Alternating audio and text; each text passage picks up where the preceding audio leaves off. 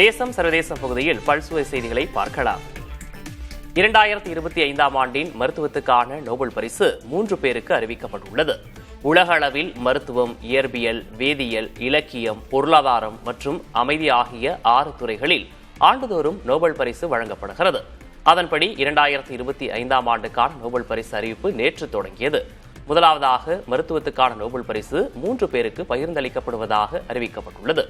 நோய் எதிர்ப்பு சகிப்புத்தன்மை தொடர்பான கண்டுபிடிப்புகளுக்காக அமெரிக்காவைச் சேர்ந்த மேரி பிரான்கோ, ஃப்ரெட் ராம்ஸ்டெல் மற்றும் ஜப்பானின் ஷிமோன் சகாகுச்சி ஆகியோருக்கு அறிவிக்கப்பட்டுள்ளது.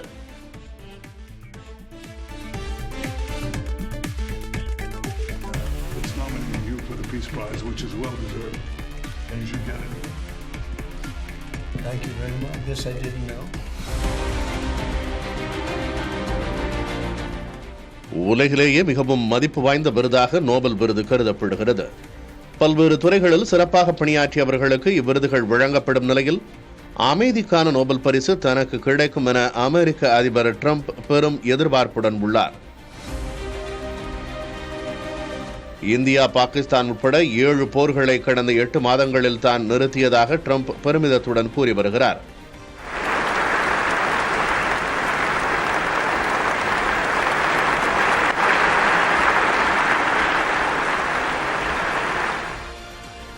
நோபல் பரிசை ட்ரம்புக்கு தரலாம் என பாகிஸ்தான் உள்ளிட்ட சில நாடுகளும் பரிந்துரைத்துள்ளன. எனினும் ட்ரம்புக்கு நோபல் கௌரவம் கிடைப்பதற்கான வாய்ப்புகள் குறைவே என இவ்விருதுகள் குறித்து கூர்ந்து கவனித்து வரும் நார்வே தலைநகர் ஆஸ்லோவில் உள்ள அமைதி ஆராய்ச்சி மையத்தின் இயக்குனர் நினா கிரேகர் தெரிவித்துள்ளார். அதே நேரம் அமெரிக்காவில் கல்வி நிறுவனங்களுக்கான சுதந்திரங்களை ட்ரம்ப் மறுப்பதாக அமைதிக்கான நோபல் பரிசு கமிட்டி உறுப்பினர் ஒருவரே கூறியுள்ளதும் கவனம் பெறுகிறது. விருதுக்கு தான் தகுதியானவர் என ட்ரம்ப் கூறி வந்தாலும் அது வேறு யாருக்காவது தான் கிடைக்கும் என்ற ரீதியில் ராணுவ வீரர்கள் மத்தியில் அவர் விரக்தியுடன் பேசியுள்ளார். 2009ஆம் ஆண்டு அமெரிக்க அதிபராக இருந்த ஒபாமாவுக்கு அமைதிக்கான நோபல் பரிசு வழங்கப்பட்டது. ஆனால் அம்முடிவு கடும் சர்ச்சையை சந்தித்தது. அமைதிக்கான நோபல் பரிசு யாருக்கு என்பதில் முன் எப்போதும் இல்லாத எதிர்பார்ப்பு நிலவும் நிலையில் இதற்கான விடை வரும் வெள்ளிக்கிழமை கிடைக்கும்.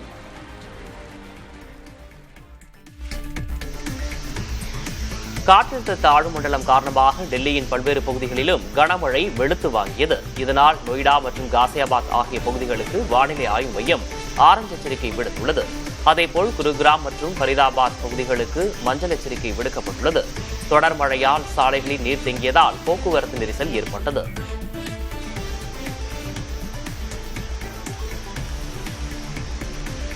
உச்சநீதிமன்ற வளாகத்துக்குள் தலைமை நீதிபதி VR கவாய் மீது காலணி வீச முயன்ற இழிவான செயலுக்கு மார்க்சிஸ்ட் கம்யூனிஸ்ட் கட்சி பொதுச் செயலாளர் MA பேபி கடும் கண்டனம் தெரிவித்துள்ளார். இது தனிநபர் மீதான தாக்குதல் அல்ல, நீதித்துறையின் மாண்பு மீதான தாக்குதல் என அவர் குறிப்பிட்டுள்ளார்.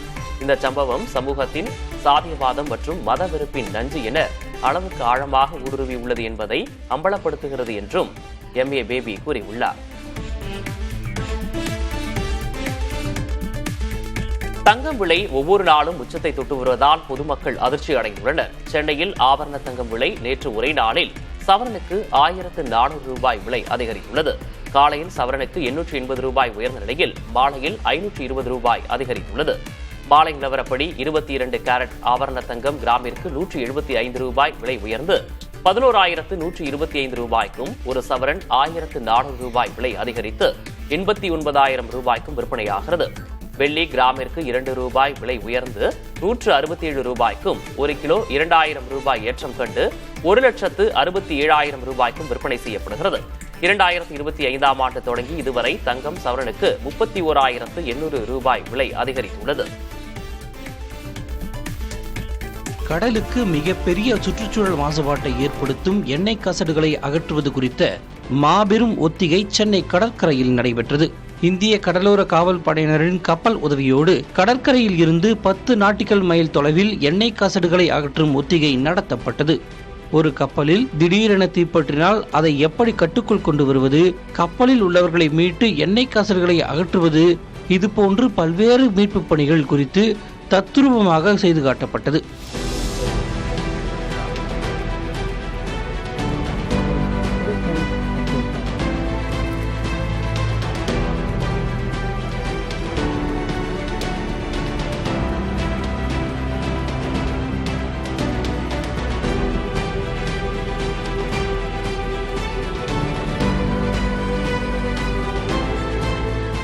தமிழ்நாடு தீயணைப்புத்துறை டிஜிபி சீமா அகர்வால் மற்றும் இந்திய கடலோர காவல் படையின் பொது இயக்குனர் பரமேஷ் உள்ளிட்டோர் இந்த ஒத்திகை நிகழ்வை மதிப்பீடு செய்தனர். கடலில் எண்ணெய் கசடுகளை அகற்றுவதற்காக இந்தியாவில் 2 பிரத்யேக கப்பல்கள் உருவாக்கப்பட்டு வருவதாகவும் அடுத்த ஆண்டில் அவை பயன்பாட்டிற்கு வந்தால் எண்ணெய் கசடுகளை நம்மால் விரைவில் அகற்ற முடியும் என்றும் இந்திய கடலோர காவல் படையின் பொது இயக்குனர் பரமேஷ் தெரிவித்தார். இருமல் மருந்து காரணமாக மத்திய பிரதேசத்தில் உயிரிழந்த குழந்தைகள் எண்ணிக்கை 14ஆக அதிகரித்துள்ள நிலையில் கோல்ட்ரீஃப் சிறப்புக்கு 9 மாநிலங்கள் தடை விதித்துள்ளன. காஞ்சிபுரத்தில் உள்ள தனியார் மருந்து உற்பத்தி நிறுவனம் தயாரித்த கோல்ட்ரீஃப் இருமல் மருந்து தொடர்பாக மத்திய அரசு மற்றும் பல்வேறு மாநில அரசுகள் விசாரணை மேற்கொண்டுள்ளன. மத்திய பிரதேசம், ராஜஸ்தான், தமிழ்நாடு, கேரள மாநிலங்களில் இந்த இருமல் மருந்தை பயன்படுத்த ஏற்கனவே தடை விதிக்கப்பட்டுள்ளது. இப்போது உத்தரப்பிரதேசம், உத்தராகண்ட், கர்நாடகா, மகாராஷ்டிரா, தெலுங்கானா மாநிலங்களும் இந்த இருமல் மருந்தை பயன்படுத்த தடை விதித்திருக்கிறது. 2 வயதுக்கு குறைவான குழந்தைகளுக்கு இந்த இருமல் மருந்தை பரிந்துரைக்கவும் மருத்துவர்களுக்கு தடை விதிக்கப்பட்டுள்ளது.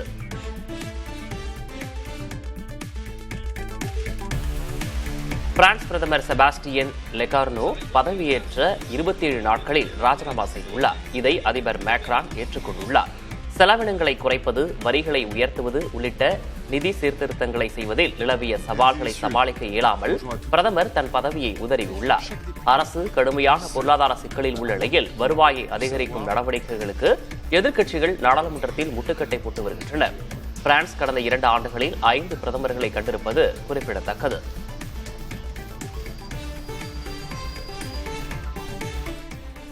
பீகாரில் வாக்காளர் பட்டியலில் பெயர் சேர்ப்பதற்கான கால அவகாசம் மேலும் நீட்டிக்கப்படுவதாக தலைமை தேர்தல் ஆணையர் ஞானேஷ்குமார் தெரிவித்துள்ளார். சட்டமன்ற தேர்தல் நடைபெறவுள்ள பீகாரில் எதிர்க்கட்சிகளின் கடும் எதிர்ப்பையும் மீறி வாக்காளர் பட்டியல் சிறப்பு திருத்தம் மேற்கொள்ளப்பட்டது. அதன்படி உயிரிழப்பு, வேறு தொகுதிக்கு புலம்பெயர்ந்தவர்கள், குடியுரிமை இல்லாதவர்கள் உள்ளிட்ட காரணங்களால் 69 லட்சம் வாக்காளர்களின் பெயர்கள் பட்டியலிலிருந்து நீக்கப்பட்டதாக தலைமை தேர்தல் ஆணையர் ஞானேஷ்குமார் தெரிவித்தார். அதே நேரம் பீகாரில் வாக்காளர் பட்டியலில் பெயர் சேர்ப்பதற்கான கால அவகாசம் நீட்டிக்கப்படுவதாகவும் அவர் கூறினார். வேட்பாளர்கள் வேட்புமனு தாக்கல் செய்வதற்கு 10 நாட்களுக்கு முன் வரை வாக்காளர்கள் தங்களது பெயரை சேர்த்துக் கொள்ளலாம் என ஞானேஷ்குமார் குறிப்பிட்டார். இதனிடையே பீகாரில் மொத்தம் உள்ள 7.43 கோடி வாக்காளர்களில் 14 லட்சம் பேர் முதல் முறை வாக்காளர்கள் எனவும் 14,000 பேர் 100 வயதை கடந்த வாக்காளர்கள் என்றும் தேர்தல் ஆணையர் கூறியுள்ளார். லடாக்கில் இயல்புநிலை திரும்பியதாக துணைநிலை ஆளுநர் கூறும் நிலையில் போராட்ட அமைப்புகள் அதனை மறுத்துள்ளன. யூனியன் பிரதேச மாநிலத்தின் நிர்வாகம், பாதுகாப்பு அதிகாரிகளை கொண்ட உயர்மட்ட குழு கூட்டத்தின் ஆலோசனைக்கு பின்னர் அறிக்கை வெளியிட்டுள்ள துணைநிலை ஆளுநர் கவிந்தர் குப்தா, லடாக் தொடர்ந்து அமைதியாக இருப்பதாகவும் பள்ளிகள், அலுவலகங்கள் மீண்டும் திறக்கப்பட்டுள்ளதாகவும் தெரிவித்துள்ளார். ஆனால் விசாரணை என்ற பெயரில் அப்பாவி மக்கள் அழைத்து செல்லப்படுவதாக கூட்டமைப்பு கூறியுள்ளது. சுதர்ஷன் சக்ரா விமான பாதுகாப்பு கவசமானது ரேடார்கள், ஆயுதங்கள், சேட்டலைட்டுகள் ஆகியவற்றுடன் இணைக்கப்பட உள்ளதாக தகவல் வெளியாகியுள்ளது. பன்னடுக்கு விமான பாதுகாப்பு கவசமாக கருதப்படும் இது எதிரிகளை கண்காணித்தல், கண்டறிதல், அடையாளம் காணுதல், அழித்தல் ஆகிய நோக்கங்களை கொண்டதாகும். இதையடுத்து இந்த கவசமானது 7000 ரேடார் கருவிகளுடன் இணைக்கப்பட உள்ளது. விண்வெளியிலிருந்து கண்காணிப்பை அதிகரிக்கும் வகையில் சேட்டலைட்டில் இருந்து இவை இணைக்கப்படுகின்றன. லேசர் அடிப்படையிலான ஆயுதங்களிலும் இணைக்கப்பட உள்ளது. உத்தரப்பிரதேச மாநிலத்தில் ட்ரோன் திருட்டு கும்பலைச் சேர்ந்தவர் என்று எண்ணி பட்டியலினத்தைச் சேர்ந்தவர் கும்பல் தாக்குதல் படுகொலை செய்யப்பட்டிருப்பதற்கு காங்கிரஸ் கட்சி கடும் கண்டனம் தெரிவித்துள்ளது. தாண்டேப்பூர் பகுதியில் சமீப காலமாக ட்ரோன் கேமராக்களின் மூலம் வீடுகளை நோட்டமிட்டு திருடுவது அதிகரித்து வருவதாக கூறப்படுகிறது. இத்தகைய சூழலில் மனநலம் பாதிக்கப்பட்டவராக அறியப்பட்ட ஹரிவோம் என்பவரை அப்பகுதி மக்கள் திருடர் என தவறாக எண்ணி கொடூர தாக்குதல் நடத்தியுள்ளனர். இதில் ஹரிவோம் உயிரிழந்ததை அடுத்து அவர் மீது தாக்குதல் நடத்தியதாக 5 பேர் கைது செய்யப்பட்டுள்ளனர். இந்நிலையில் காங்கிரஸ் பொதுச் செயலர் KC வேணுகோபால் விடுத்துள்ள எக்ஸ் பதிவில் சிறப்பு விசாரணை குழு அமைக்கப்பட வேண்டும் எனவும் உயிரிழந்தவரின் குடும்பத்துக்கு 1 கோடி ரூபாய் வழங்க வேண்டும் என்றும் வலியுறுத்தியுள்ளார். குழந்தைகளுக்கு ஏற்படும் ஆஸ்துமா தாக்குதல்களை 45% வரை குறைக்கும் புதிய மருந்து பரிந்துரைக்கப்பட்டுள்ளது. த லான்செட் மருத்துவ இதழில் வெளியிடப்பட்ட ஒரு சர்வதேச ஆய்வு பியூட்சனைட் ஃபார்மல்ட்ரோல் என்ற கூட்டு இன்ஹேலரை பரிந்துரைக்கிறது. பொதுவாக பயன்படுத்தப்படும் சால்புட்டால் இன்ஹேலரை விட இது மிகவும் பயனளிக்கக்கூடியது என தெரிவிக்கப்பட்டுள்ளது. 5 முதல் 15 வயது வரையிலான குழந்தைகளிடம் நடத்தப்பட்ட இது குறித்த சோதனையில் பாதுகாப்பு குறித்த அச்சத்தை ஏற்படுத்தவில்லை என தெரிவிக்கப்பட்டுள்ளது.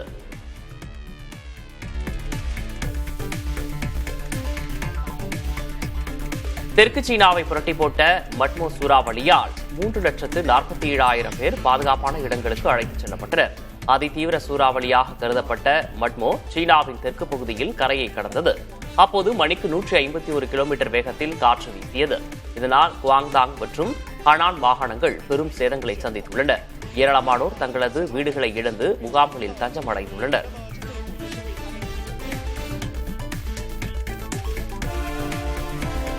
மகளிர் உலகக்கோப்பை கிரிக்கெட்டில் தென்னாப்பிரிக்க அணி முதல் வெற்றியை பதிவு செய்தது. இந்தூரில் நடைபெற்ற நியூசிலாந்து அணிக்கு எதிரான போட்டியில் 6 விக்கெட் வித்தியாசத்தில் அந்த அணி வென்றது. முதலில் பேட்டிங் செய்த நியூசிலாந்து 231 ரன்கள் எடுத்தது. கேப்டன் சோஃபி டைவன் 85 ரன்கள் எடுத்தார். எம்லாபா 4 விக்கெட்டுகளை சாய்த்தார். டாஸ்மின் பிரிட்டிஷ், சூன் லூஸ் ஆகியோரும் சிறப்பான ஆட்டத்தால் தென்னாப்பிரிக்க அணி 41வது ஓவரிலேயே வெற்றி இலக்கை எட்டியது. பிரிட் சதமடிக்க ஜூன் லூஸ் 83 ரன்களுடன் ஆட்டமிழக்காமல் இருந்தார்.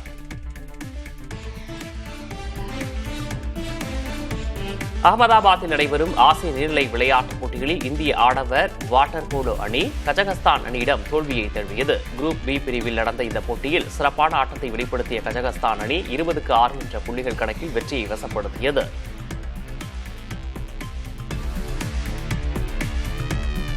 இந்தியாவுக்கு எதிரான மகளிர் உலகக்கோப்பை கிரிக்கெட் போட்டியின் போது பாகிஸ்தான் வீராங்கனை சித்ரா அமீன் ஆட்டமிழந்த கோபத்தில் ஆடுகளத்தில் பேட்டை பலமாக அடித்தார். இது ஐசிசியின் நடத்தை விதிகளுக்கு எதிரானது என்பதால் அவர் மீது நடவடிக்கை எடுக்கப்பட்டது. சித்ரா அமீனுக்கு கண்டனம் தெரிவித்த ஐசிசி ஒரு குறைபாடு புள்ளியையும் வழங்கியது. இதனால் அதிகாரப்பூர்வ விசாரணை தவிர்க்கப்பட்டது. இந்த போட்டியில் பாகிஸ்தான் 88 ரன்கள் வித்தியாசத்தில் தோல்வியடைந்தது. இமயமலைக்கு ஆன்மீக பயணம் சென்றுள்ள ரஜினிகாந்த் அங்கு உற்சாகமாக எடுத்துக்கொண்ட புகைப்படங்கள் வெளியாகியுள்ளன. ஆன்மீகத்தின் அதீத ஈடுபாடு கொண்ட ரஜினிகாந்த் ஆண்டுதோறும் இமயமலைக்கு செல்வதை வழக்கமாக கொண்டுள்ளார். வேட்டையன் படம் முடிந்த பின் கடந்த ஆண்டு அக்டோபரில் இமயமலை சென்ற ரஜினிகாந்த் கூலிப்படம் முடிந்த பின்னர் இமயமலை செல்ல திட்டமிட்டார். ஆனால் அந்த நேரத்தில் அங்கு பருவநிலை சரியில்லாததால் ரஜினிகாந்த் பயணத்தை தவிர்த்தார். இந்நிலையில் இமயமலைக்கு சென்றுள்ள ரஜினி ரிகேஷ் ஆசிரமத்தில் தங்கி அங்கிருந்து பத்ரிநாத் செல்கிறார். பாபா கோவிலில் தரிசனம் செய்துவிட்டு ரஜினிகாந்த் சென்னை திரும்ப இருக்கிறார்.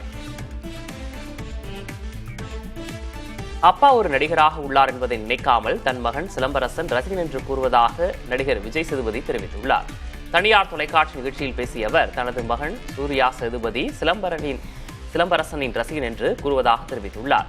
வீட்டிலேயே ஒரு நடிகர் இருக்கிறார் என்று மரியாதை கூட தனக்கு இல்லை என விஜய் சேதுபதி நகைச்சுவையாக கூறினார்.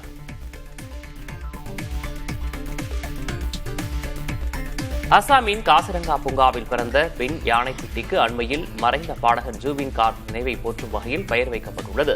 காசிரங்கா தேசிய பூங்காவில் பிறந்துள்ள பெண் யானைக்குட்டிக்கு மாயாபினி என்று பெயரிடப்பட்டுள்ளது. அசாமின் பிரபல பாடகரான ஜூபின் கார்க்கின் புகழ்பெற்ற பாடல் மாயாபினி என்று தொடங்கும். அண்மையில் மறைந்த கார்க்கின் இறுதிச் சடங்கில் அவரது ரசிகர்கள் இந்த பாடலை பாடினர்.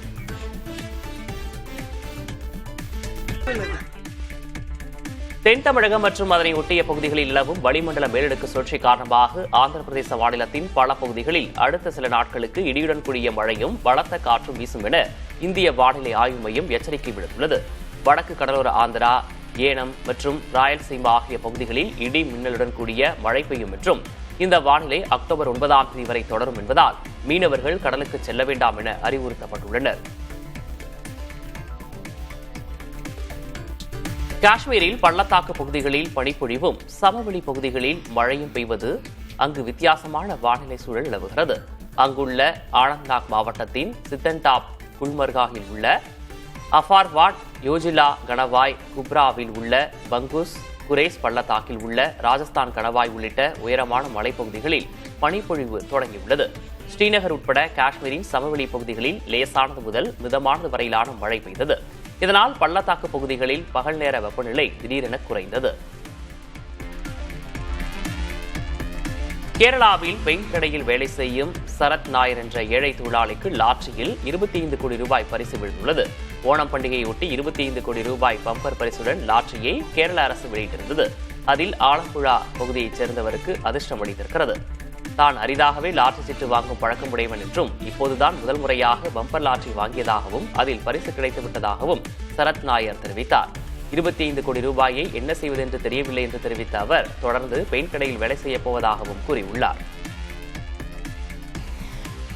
புரட்டாசி பௌர்ணமியை முன்னிட்டு திருவண்ணாமலை அண்ணாமலையார் திருக்கோயிலில் லட்சக்கணக்கான பக்தர்கள் கிரிவலம் மேற்கொண்டனர். இன்று காலை 9:53 வரை கிரிவல நேரம் என கோவில் நிர்வாகம் அறிவித்திருந்தது. தமிழகம் மற்றும் ஆந்திரா, கர்நாடகா, தெலுங்கானா உள்ளிட்ட மாநிலங்களிலிருந்து பக்தர்கள் திருவண்ணாமலைக்கு திரண்டு அண்ணாமலையாரை தரிசனம் செய்தனர். நேற்று மாலை முதல் 14 கிலோமீட்டர் கிரிவல பாதையில் அஷ்டலிங்கங்களை வழிபட்டு பௌர்ணமி நிலவில் நமச்சிவாய மந்திரம் முழங்கியபடி பக்தர்கள் விடிய விடிய கிரிவலம் மேற்கொண்டனர். மேட்டுப்பாளையம் அருகே உன்னிப்பாளையம் கிராமத்தில் உள்ள எல்லை கருப்பராயன் கோவிலில் புரட்டாசி பௌர்ணமி தினத்தை முன்னிட்டு விசேஷ பூஜைகள், ஆராதனைகள் நடைபெற்றன. கோவிலில் எல்லை கருப்பராயர் மற்றும் சிவபெருமானுக்கு சிறப்பு அலங்காரம் செய்து பூஜைகள் நடந்தது. பின்னர் 3000க்கும் மேற்பட்ட பெண்கள் ஒரே நேரத்தில் திருவிளக்கேற்றி வழிபட்டனர். ஆயிரக்கணக்கான விளக்குகள் ஏற்றப்பட்டதால் கோவில் வளாகம் முழுவதும் ஜோதிமயமாக மின்னியது. இந்த நிகழ்ச்சியில் சுற்றுப்புற ஊர்களிலிருந்து வந்த 5000க்கும் மேற்பட்ட பக்தர்கள் பங்கேற்று வழிபாடு செய்தனர். காசா போர் நிறுத்த விவகாரத்தில் இஸ்ரேல் பிரதமர் நெதன்யாகுவை அமெரிக்க அதிபர் டொனால்டு ட்ரம்ப் கடிந்து கொண்டதாக தகவல் வெளியாகியுள்ளது. போர் நிறுத்தத்திற்கு ஹமாஸ் இசைவு தெரிவித்திருப்பதை நெதன்யாகுவிடம் ட்ரம்ப் கூறியதாகவும், அப்போது நெதன்யாகு இது ஒன்றும் கொண்டாடும் அளவுக்கு வெற்றியல்ல என்று ட்ரம்பிடம் கூறியதாகவும் அமெரிக்க ஊடகங்கள் தகவல் வெளியிட்டிருக்கின்றன. அப்போது இதனை கேட்ட ட்ரம்ப் மிகவும் கோபமடைந்து, ஏன் இவ்வளவு எதிர்மறையாக இருக்கிறீர்கள் என்றும், இது வெற்றிதான், இதனை எடுத்துக் கொள்ளுங்கள் என்றும் நெதன்யாகுவிடம் ஆவேசமாக கூறியதாகவும் அமெரிக்க ஊடகங்கள் தெரிவித்துள்ளன.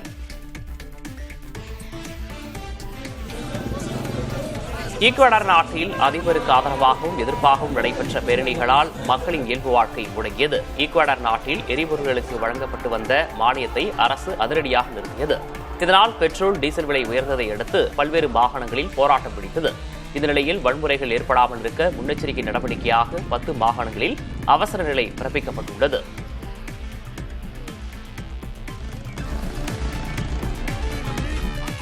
பைசன் தான் தனது முதல் படம் என நினைத்து ரசிகர்கள் ஆதரவளிக்க வேண்டும் என நடிகர் துரு விக்ரம் கேட்டுக் கொண்டுள்ளார். மாரி செல்வராஜ் இயக்கத்தில் துரு நடித்துள்ள பைசன் திரைப்படம் அக்டோபர் 17ஆம் தேதி வெளியாக உள்ளது. படத்தின் ப்ரமோஷன் நிகழ்வில் பேசிய அவர், இதற்கு முன் தான் 2 படங்கள் நடித்திருப்பதாகவும், அதை பார்க்கவில்லை என்றாலும் பரவாயில்லை, தான் அதீத உழைப்பை கொட்டி நடித்த பைசன் தான் தனது முதல் படம் எனவும் அவர் கூறியுள்ளார்.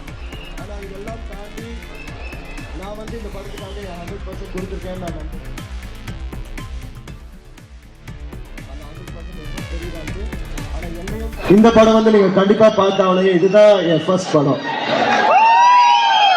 இந்த படத்தை நான் அப்படிதான் பார்க்கிறேன், நீங்க எல்லாரும் அப்படிதான் பார்ப்பீங்கன்னு நான் நம்புறேன். இந்த படத்துக்காக இருக்கிற காஸ்ட், அனுபமா, ரஜிஷா, அப்போ டெக்னீஷியன்ஸ், நிவாஸ், கேமராமேன் எல்லாரும் பயங்கரமா உழைச்சு ஒர்க் பண்ணியிருக்கோம்.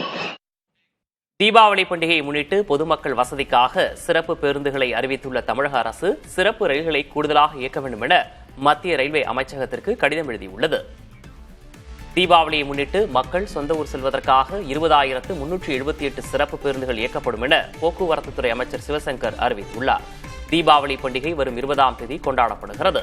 இதையொட்டி வரும் 16ஆம் தேதி முதல் சிறப்பு பேருந்துகள் இயக்கப்படும் என அமைச்சர் சிவசங்கர் தெரிவித்துள்ளார். சென்னையிலிருந்து 14,268 பேருந்துகளும் பிற ஊர்களிலிருந்து 6,110 சிறப்பு பேருந்துகள் இயக்கப்படும் என தெரிவித்த அமைச்சர், தீபாவளி விடுமுறை முடிந்து சொந்த ஊர் திரும்ப ஏதுவாக அக்டோபர் 21 முதல் 23ஆம் தேதி வரை 15,129 சிறப்பு பேருந்துகள் இயக்கப்பட உள்ளதாகவும் கூறினார். தீபாவளிக்கு இன்னும் 14 நாட்கள் இருக்கின்ற நிலையிலேயே 2 லட்சம் பேர் முன்பதிவு செய்திருக்கின்ற நிலையில் இன்னும் கூடுதலாக முன்பதிவு செய்யக்கூடிய வாய்ப்பு இருப்பதாக எண்ணப்படுகிறது. அதற்கேற்ப பேருந்து தேவை என்றால் கூடுதலாகவும் இயக்கப்படும். சிறப்பு ரயில்களை இயக்குவதற்கு நம்முடைய தமிழ்நாடு அரசு போக்குவரத்துறை சார்பாக ரயில்வே துறைக்கு கடிதம் அனுப்பப்பட்டிருக்கிறது. அவர்களும் அது குறித்த நடவடிக்கை எடுக்க இருக்கிறார்கள். எனவே அதன் மூலமாகவும் போக்குவரத்து நெரிசல் தவிர்க்கப்படும். அமமுக பொதுச் செயலர் தினகரன் மற்றும் முன்னாள் முதல்வர் பன்னீர்செல்வத்தை பாஜக தேசிய தலைமையின் வழிகாட்டுதலின் பெயரிலேயே சந்தித்ததாக பாஜக முன்னாள் மாநில தலைவர் அண்ணாமலை சூசகமாக தெரிவித்துள்ளார். கோவையில் அவரிடம் தினகரன் மற்றும் பன்னீர்செல்வத்துடனான சந்திப்பு பாஜக தேசிய தலைமையின் வழிகாட்டுதலின் பெயரிலேயே நடைபெற்றதா என கேள்வி எழுப்பப்பட்டது.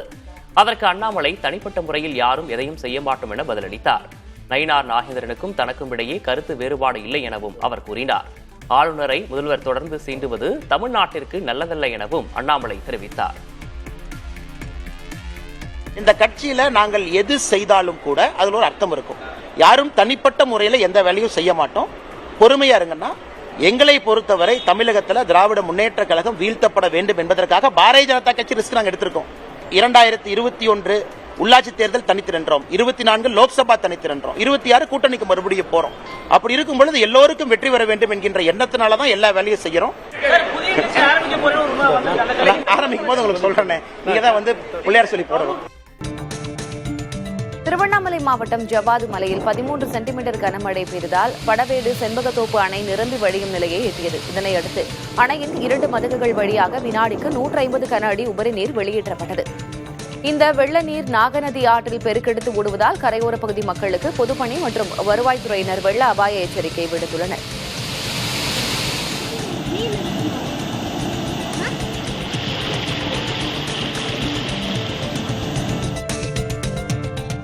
புதுக்கோட்டை மாவட்டம் ஆலங்குடி அருகே சூறைக்காற்றுடன் பெய்த கனமழையால் அறுவடைக்கு தயாராக இருந்த வாழைத் தோட்டங்களில் ஆயிரக்கணக்கான மரங்கள் சாய்ந்தன. காத்தான் விடுதி உள்ளிட்ட கிராமங்களில் 20 ஏக்கருக்கும் மேற்பட்ட வாழை மரங்கள் முற்றிலும் சேதமடைந்துள்ளதாக கூறும் விவசாயிகள் கடும் இழப்பை சந்தித்துள்ளதாக கண்ணீர் வடிக்கின்றனர். சேதங்களை பார்வையிட்டு அரசு இழப்பீடு வழங்க வேண்டும் என கோரிக்கை விடுக்கின்றனர். வண்டலூர் பூங்காவில் மாயமான சிங்கம் மீண்டும் தங்குமிடம் திரும்பியதாக பூங்கா நிர்வாகம் தெரிவித்துள்ளது. சென்னை அருகே வண்டலூர் அறிஞர் அண்ணா உயிரியல் பூங்காவில் லயன் சஃபாரிக்கு புதிதாக விடப்பட்ட 6 வயது ஆண் சிங்கம் ஒன்று ஒரு நாள் முழுவதும் மாயமானதால் பூங்கா ஊழியர்கள் அதிர்ச்சி அடைந்தனர். 25 ஹெக்டேர் வனப்பகுதிக்குள் சுற்றி வந்த அந்த சிங்கம் மீண்டும் தானாகவே தனது தங்குமிடத்திற்கு திரும்பி வந்துவிட்டதாக பூங்கா நிர்வாகம் அறிவித்துள்ளது. அதேபோல பூங்காவை சுற்றியுள்ள பாதுகாப்பு வேலிகள் எதுவும் சேதமடையவில்லை என்றும் பூங்கா நிர்வாகம் விளக்கம் அளித்துள்ளது. வழக்குகளில் தீர்ப்பு வழங்கியதற்காக நீதிபதிகளும் சமூக வலைதளங்களில் மோசமாக விமர்சிக்கப்படுகிறார்கள் என்று சென்னை உயர்நீதிமன்ற நீதிபதி என் செந்தில்குமார் கருத்து தெரிவித்துள்ளார். சமையற்கலை நிபுணர் மாதம்பட்டி ரங்கராஜன் மற்றும் ஆடை வடிவமைப்பாளர் கிறிஸ்டிலா தொடர்பான வழக்கை விசாரித்த நீதிபதி செந்தில்குமார், ஒரு வழக்கில் தீர்ப்பு வழங்கியதற்காக நீதிபதிகளும் அவர்களின் குடும்பத்தினரும் சமூக வலைதளங்களில் விமர்சிக்கப்படுவதாகவும் நீதிபதிகளின் செயல்பாடுகளுக்கு கலர் சாயம் பூசப்படுவதாகவும் தெரிவித்தார். மேலும் சமூக வலைதளத்தில் இப்படி எழுதுவதையெல்லாம் நாம் கவனத்தில் கொள்ளாமல் புறக்கணிக்க வேண்டும் என்றும் தெரிவித்தார். பெங்களூரு மெட்ரோவின் பெயரை பசவா மெட்ரோ என மாற்ற மத்திய அரசுக்கு கர்நாடக முதல்வர் சித்தராமையா கோரிக்கை விடுத்துள்ளார். கர்நாடகாவின் ஆன்மீக குருவாக போற்றப்படும் 12வது நூற்றாண்டில் வாழ்ந்த பசவண்ணாவின் நினைவாக இந்த மாற்றம் செய்யப்படுவதாகவும் மாநிலத்தில் உள்ள அனைத்து அரசு அலுவலகங்களிலும் பசவண்ணாவின் படத்தை மாட்டவும் அவர் உத்தரவிட்டுள்ளார்.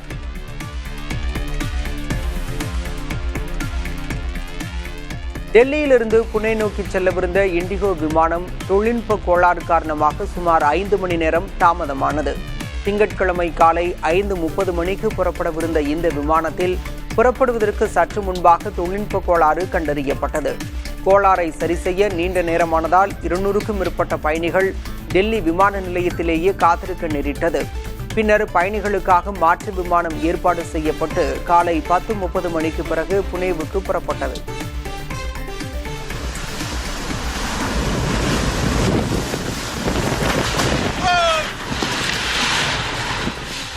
ஜூன் மாதம் அமெரிக்காவில் வடக்கு டகோட்டா மாகாணத்தில் ஏற்பட்ட சூறாவளி அமெரிக்க வரலாற்றில் மிக உக்கிரமான சூறாவளியாக தரம் உயர்த்தப்பட்டிருக்கிறது. கடந்த 12 ஆண்டுகளில் அமெரிக்காவில் பதிவான முதல் EF5 தர சூறாவளி இதுவாகும். 3 நபர்களை கொன்றது மட்டுமல்லாமல் முழுமையாக சரக்குகளை ஏற்றியிருந்த ரயில் பெட்டிகளை தலைகீழாக கவிழ்த்தது இந்த சூறாவளி. இந்த பேரிடர் தொடர்பாக சமீபத்தில் வெளியான வீடியோவில் மேப்பிள் ஆற்றங்கரையில் உள்ள மரங்கள் அனைத்தும் வேருடன் பிடுங்கி எறியப்பட்டு அவற்றின் பட்டைகள் உரிக்கப்பட்டிருப்பதை காணலாம். மேலும் 12 முதல் 18 அங்குல உயரமுள்ள சோளப்பயிர்கள் இருந்த நிலங்கள் அடியோடு பிடுங்கி எறியப்பட்டு நிலம் உழவு செய்யப்பட்டதை போல காட்சியளிக்கிறது. இத்தகைய கோர முகத்தை கொண்டதாலேயே இந்த சூறாவளிக்கு அழிவுகளின் அடிப்படையில் அதிகபட்ச தரவரிசை கொடுக்கப்பட்டிருக்கிறது. கத்தார் தேசிய வங்கியில் UPI சேவையை மத்திய அமைச்சர் பியூஷ் கோயல் தொடங்கி வைத்தார். பின்னர் பேசிய அவர், கத்தாரில் உள்ள மற்ற வங்கிகளும் UPI சேவையை பயன்படுத்த முன்வர வேண்டும் என வலியுறுத்தினார். மேலும் இந்தியா கத்தார் இடையே இலவச வர்த்தக ஒப்பந்தம் தொடர்பான பேச்சுவார்த்தை விரைவில் தொடங்கும் எனவும் தெரிவித்தார்.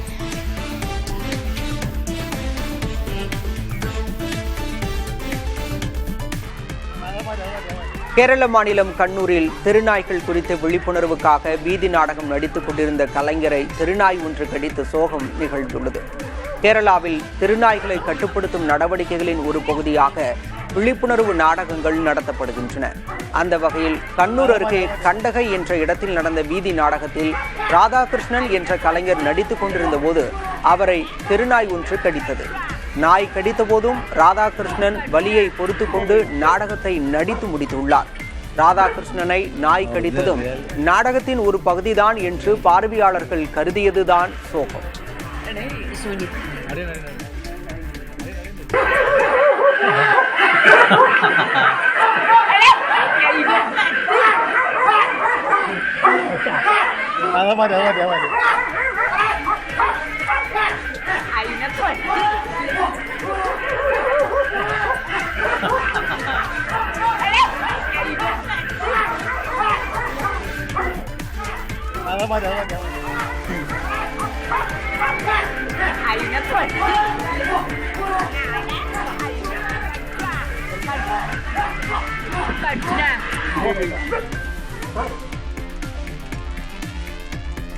பொழுதுபோக்கு பூங்காக்களில் உள்ள ராட்சத ராட்டினங்களில் சவாரி செய்ய புதிய விதிகளை தமிழ்நாடு அரசு வெளியிட்டுள்ளது.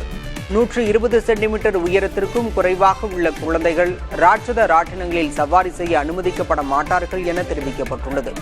இதேபோல ராட்டின சவாரிக்கான நேரம் 10 நிமிடங்களாக குறைக்கப்பட்டுள்ளது. கடற்கரைகள், கண்காட்சிகளில் வைக்கப்பட்டுள்ள தற்காலிக ராட்டினங்கள், பொழுதுபோக்கு பூங்காக்களில் உள்ள ராட்டினங்கள் என அனைத்து ராட்சத ராட்டினங்களுக்கும் அடுத்த 6 மாதங்களில் BIS சான்று பெறப்பட வேண்டியது கட்டாயமாக்கப்பட்டுள்ளது. நடிகர் விஜய் தேவரகொண்டா சென்ற கார் விபத்துக்குள்ளான நிலையில் அனைவரும் நலமுடன் இருப்பதாக அவர் தெரிவித்துள்ளார். நிகழ்ந்தது சிறிய விபத்துதான் எனவும் தலை சற்று வலிப்பதாகவும் கூறியுள்ளார். ஆனால் பிரியாணியும் நல்ல தூக்கமும் அந்த வலியை போக்கிவிடும் என்றும் நடிகர் விஜய் தேவரகொண்டா குறிப்பிட்டுள்ளார். அகமதாபாத்தில் நடைபெறும் ஆசிய நீர்நிலை விளையாட்டுப் போட்டிகளில் இந்திய ஆடவர் வாட்டர் போலோ அணி கஜகஸ்தான் அணியிடம் தோல்வியை தழுவியது. குரூப் பி பிரிவில் நடந்த இந்த போட்டியில் சிறப்பான ஆட்டத்தை வெளிப்படுத்திய கஜகஸ்தான் 20-6 என்ற புள்ளிகள் கணக்கில் வெற்றியை வசப்படுத்தியது. மகளிர் உலகக்கோப்பை கிரிக்கெட்டில் தென்னாப்பிரிக்க அணி முதல் வெற்றியை பதிவு செய்தது. இந்தூரில் நடைபெற்ற நியூசிலாந்து அணிக்கு எதிரான போட்டியில் 6 விக்கெட் வித்தியாசத்தில் அந்த அணி வென்றது. முதலில் பேட்டிங் செய்த நியூசிலாந்து 231 ரன் எடுத்தது. கேப்டன் சோஃபி டிவைன் 85 ரன்கள் எடுத்தார். எம்லபா 4 விக்கெட்டுகளை சாய்த்தார். காஸ்மின் பிரிட்ஸ், சூன் லூஸ் ஆகியோரின் சிறப்பான ஆட்டத்தால் தென்னாப்பிரிக்க அணி 41வது ஓவரிலேயே வெற்றி இலக்கை எட்டியது. பிரிட்ஸ் சதமடிக்க சூன் லூஸ் 83 ரன்களுடன் ஆட்டமிழக்காமல் இருந்தனர். ஆழ்கடலில் வாழும் உலகின் மிக நீண்டமான எலும்பு மீன்களில் ஒன்றான டூம்ஸ்டே ஃபிஷ் எனப்படும் ஓர் ஃபிஷ் ராமேஸ்வரம் அருகே மீனவர் வலையில் சிக்கியது. பாம்பனில் மன்னார் வளைகுடா கடற்பகுதியில் மீனவர் வலையில் சுமார் 5 அடி நீளமான டூம்ஸ்டே ஃபிஷ் சிக்கியது. இந்த வகை மீன்கள் கடலின் ஆழமான பகுதியில், அதாவது 200 முதல் 1000 மீட்டர் ஆழத்தில் வாழக்கூடியவை. இந்த டூம்ஸ்டே வகை மீன்கள் கரை ஒதுங்குவது நிலநடுக்கம் அல்லது சுனாமியின் எச்சரிக்கை என ஜப்பான் உள்ளிட்ட நாடுகளில் நீண்ட காலமாக நம்பப்படுகிறது. ஆனால் இது தொடர்பான அறிவியல் ரீதியான ஆதாரம் எதுவும் இல்லை. காயமடைந்தாலோ இறக்கும் நிலையில் இருந்தாலோ இந்த மீன்கள் கடற்பரப்பின் மேலே வரும் என மீன்வளத்துறையினர் தெரிவிக்கின்றனர். தனியார் பள்ளிகளில் தொடக்க வகுப்புகளுக்கு 25% இலவச இடங்கள் வழங்கும் RTE திட்டத்தின் கீழ் புதிய அறிவிப்பு ஒன்று வெளியாகியுள்ளது. நடப்பாண்டு மத்திய அரசு நிதி தாமதமானதால் திட்டம் தடைபட்டிருந்தது. இந்நிலையில் தற்போது நிதி கிடைத்ததால் மாணவர் சேர்க்கை தொடர்பான அறிவிப்பை தமிழக அரசு வெளியிட்டுள்ளது. ஆனால் புதிய சேர்க்கை இல்லை. ஏற்கனவே சேர்ந்த மாணவர்களே RTE சலுகை பெறலாம். பெற்றோர்கள் ஆன்லைன் மூலம் விண்ணப்பிக்க முடியாது. குழந்தை படிக்கும் பள்ளியிலேயே விண்ணப்பிக்க வேண்டும். புகார்கள் மற்றும் தகவலுக்கு மின்னஞ்சல் மூலமாகவோ அல்லது 144117 தொலைபேசி எண்ணிலோ தொடர்பு கொள்ளலாம் என தெரிவிக்கப்பட்டுள்ளது.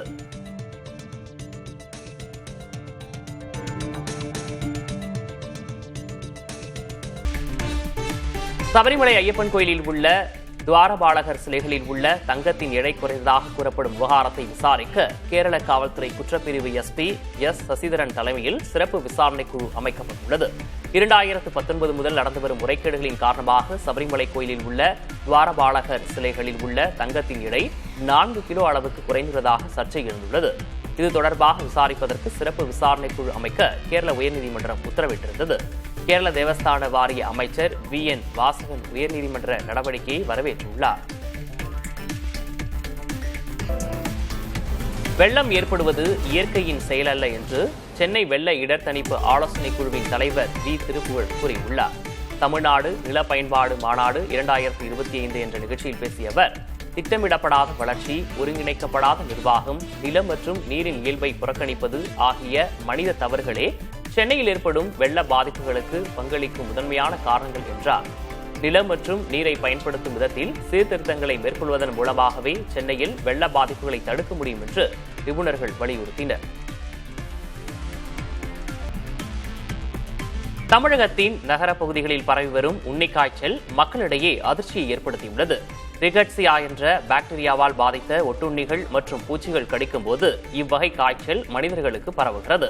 காய்ச்சல், தலைவலி, உடல் சோர்வு உள்ளிட்டவை இதன் முக்கிய அறிகுறிகளாக உள்ளன. தமிழகத்தில் தினசரி 5 முதல் 10 பேர் வரை இந்த வகை காய்ச்சலால் பாதிக்கப்படுவதாக கூறப்படுகிறது. எனவே புதர் மண்டிய இடங்கள், வனப்பகுதிகள் உள்ளிட்ட இடங்களுக்கு செல்லும் போது ஒட்டுண்ணிகள், பூச்சிகள் கடிக்காதவாறு தற்காத்துக் கொள்வது அவசியம் என்கிறார்கள் சுகாதாரத்துறை அதிகாரிகள். நடப்பாண்டு ஜூலை முதல் செப்டம்பர் வரையிலான காலகட்டத்தில் சென்னையில் வீடு விற்பனை 5% வரை உயர்ந்துள்ளதாக சொத்து ஆராய்ச்சி நிறுவனமான அனராக் தெரிவித்துள்ளது. சென்னையில் 2024ஆம் ஆண்டு சராசரியாக ஒரு சதுர அடி 6,680 ரூபாயாக இருந்த நிலையில் தற்போது 7,010 ரூபாய்க்கு விற்பனை செய்யப்படுவதாக குறிப்பிட்டுள்ளது. இந்த பட்டியலில் தேசிய சராசரியான 9%க்கும் அதிகமான வீடுகளை விற்பனை செய்து டெல்லி முதலிடத்திலும் பெங்களூரு 2ஆம் இடத்திலும் உள்ளதாக தெரிவிக்கப்பட்டுள்ளது. உறவுகளில் இருப்பவர்கள் மெசேஜ்களில் சண்டையிட்டுக் கொள்வது அதிக ஆபத்தை தரும் என அமெரிக்க பல்கலைக்கழக ஆய்வு விளக்குகிறது. போனில் சண்டையிடுவது நேரில் சண்டையிடுவதை விட 3 மடங்கு அதிக தாக்கத்தையும் 4 மடங்கு எரிச்சலையும் உண்டாக்குவதாக ஆய்வு கூறுகிறது. எனவே எவ்வளவு பெரிய சண்டையாக இருந்தாலும் நேரில் பேசி தீர்ப்பதே சிறந்தது என ஆய்வு முடிவுகள் தெரிவிக்கின்றன. தீபாவளி பண்டிகையை முன்னிட்டு ஈரோடு பழைய பூந்துறை சாலையில் இயங்கும் இரவு ஜவுளி சந்தை மக்கள் கூட்டம் அதிகமாக காணப்பட்டது. குழந்தைகள், ஆண்கள், பெண்களுக்கு உள்ளாடைகள் முதல் சட்டைகள், பேண்ட்டுகள், சேலைகள், சுடிதார்கள் உள்ளிட்ட பல்வேறு ஆடைகள் விற்பனை செய்யப்பட்டன. தமிழ்நாட்டின் பல மாவட்டங்களுடன் கேரளா, கர்நாடகா, ஆந்திரா, தெலுங்கானா, புதுச்சேரி உள்ளிட்ட பகுதிகளில் இருந்தும் வியாபாரிகள், பொதுமக்கள் வந்து வாங்கியதால் சந்தையில் கூட்டம் அதிகரித்தது. தீபாவளி விற்பனை ஆரம்பமாகியதால் வியாபாரிகள் மகிழ்ச்சி தெரிவித்தனர். ஆனால் அவ்வப்போது பெய்த மழையால் சாலையோர ஜவுளி விற்பனையாளர்களுக்கு சிரமத்திற்கு ஆளாகினர்.